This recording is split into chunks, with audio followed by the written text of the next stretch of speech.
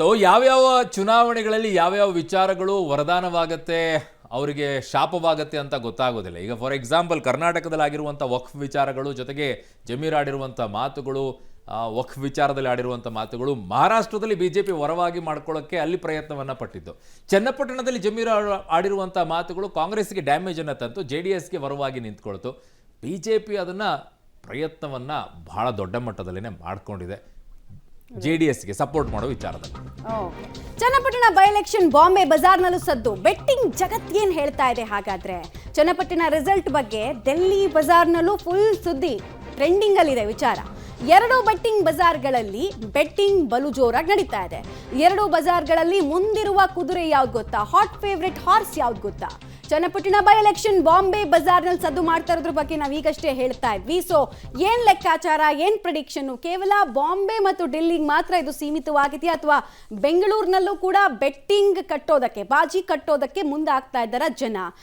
ನಾವು ಆರಂಭದಲ್ಲಿ ಹೇಳ್ತಾ ಇದ್ವಿ ಈ ಬೆಟ್ಟಿಂಗ್ ವಿಚಾರದಲ್ಲಿ ಮನೆಗಳನ್ನೆಲ್ಲ ಅಡ ಇಟ್ಬಿಟ್ಟಿದ್ದಾರೆ ಅಂತ. ನೋಡಿ, ಬಾಂಬೆ ಬಜಾರ್ನಲ್ಲಿ ಬೊಂಬೆ ನಾಡಿನ ಮೋಡಿ ಜೋರಾಗಿದೆ.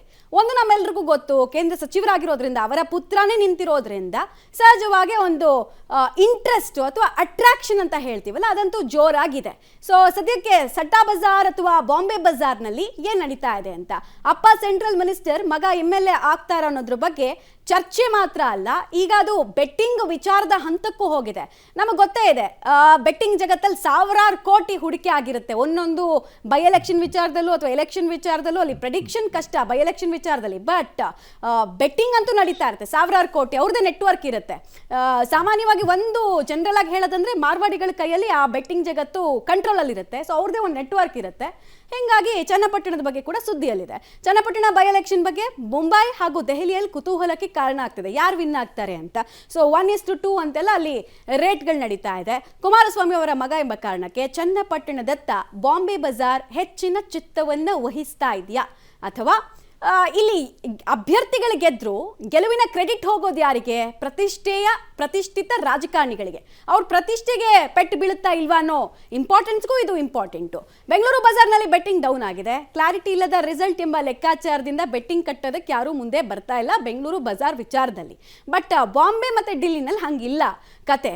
ಬಾಂಬೆ ಬಜಾರ್ನಲ್ಲಿ ನಿಖಿಲ್ ಕುಮಾರಸ್ವಾಮಿ ಅವರು ಹಾಟ್ ಫೇವ್ರೆಟ್ ಹಾರ್ಸ್ ಆಗಿದ್ದಾರೆ. ಕಳೆದ ಚುನಾವಣೆಗೆ 3-4 ದಿನಗಳ ವಿದ್ಯಮಾನದ ನಂತರ ರಾಷ್ಟ್ರ ಮಟ್ಟದಲ್ಲಿ ಯಾವಾಗ ಅದೆಲ್ಲ ವಿಚಾರಗಳು ಸುದ್ದಿ ಆಯಿತು, ಆಗ ನಿಖಿಲ್ ಕುಮಾರಸ್ವಾಮಿ ಅವರು ಗೆಲ್ತಾರೆ ಅಂತ ಬೆಟ್ಟಿಂಗ್ ಮಾಡೋರ ಸಂಖ್ಯೆ ಜಾಸ್ತಿ ಆಗ್ತಾ ಇದೆ.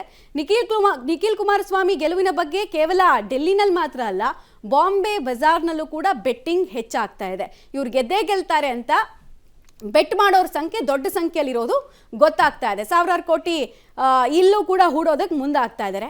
ಡೆಲ್ಲಿ ಬಜಾರ್ನಲ್ಲೂ ಇದೇ ಕತೆ, ವಿಭಿನ್ನವಾಗಿ ಏನಿಲ್ಲ, ಸೇಮ್ ಅನ್ನೋ ರೀತಿ ಕಾಣಿಸ್ತಾ ಇದೆ.